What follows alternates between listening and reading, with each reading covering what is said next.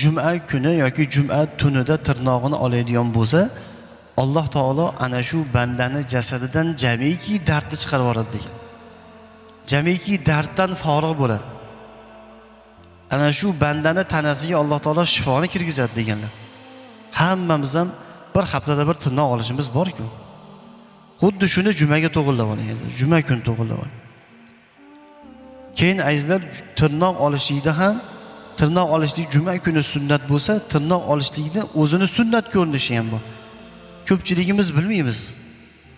Ko'pchiligimiz qaychini o'sha ko'rsatgani olamizda bir boshdan olaveramiz. Tirnoq olishlikda sunnat ko'rinishi azizlar o'ng qo'ldan boshlashlik kerak.